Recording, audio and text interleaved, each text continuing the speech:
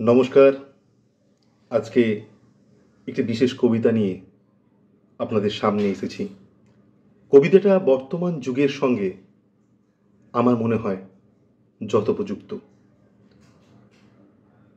আমরা একটি গণতান্ত্রিক দেশে বসবাস করি, আর গণতন্ত্রের নিয়ম অনুসারেই আমরা আমাদের ভাগ্য আমরা নিজেরাই নির্ধারণ করতে পারি আমাদের ভোটাধিকার প্রয়োগের মাধ্যমে। তাই তো আমরা কখনো লাল থেকে নীল করি, কখনো নীল থেকে সবুজ নিয়ে আসি, কখনো বা সবুজ থেকে হলুদ, কখনো বা গেরুয়া। পরিবর্তন তো হচ্ছেই, কিন্তু আমাদের তো কিছু উন্নতি হচ্ছে না।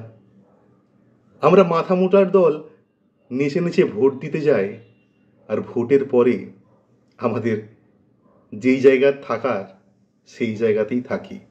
আমাদের যে কত ইচ্ছে ছিল ভালো করে বাঁচার, দুবেলা দুমুঠো ভালো করে খাওয়ার, সেটা কিন্তু আর পূরণ হয় না। পরিবর্তন হয় তাদের, আর আমাদের পরিবর্তন তলানিতে গিয়ে থেকে যায়। তাই তো আজকে আমাদের বিশেষ নিবেদন কবি বীরেন্দ্র চট্টোপাধ্যায়ের লেখা কবিতা রাজা আসে যায়। রাজা আসে যায়, রাজা বদলায়, লাল জামা গায়, নীল জামা গায়। এই রাজা আসে, ওই রাজা যায়, জামা কাপড়ের রং বদলায়, দিন বদলায় না। গোটা পৃথিবীকে গিলে খেতে চায় সেই যে ল্যাংটো ছেলেটা, কুকুরের সাথে ভাত নিয়ে তার লড়াই চলছে, চলবে। পেটের ভিতর কবে যে আগুন চলছে, এখনো চলবে।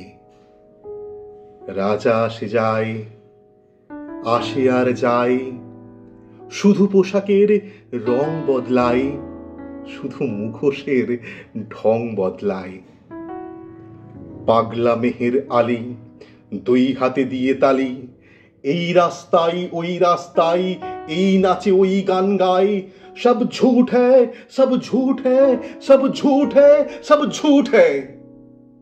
জননী জন্মভূমি সব দেখে সব শুনেও অন্ধ তুমি, সব জেনে সব বুঝেও বধির তুমি।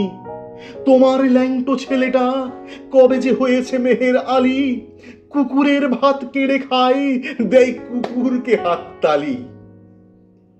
তুমি বদলাও না, সেও বদলায় না, শুধু পোশাকের রং বদলায়, শুধু পোশাকের ঢং বদলায়।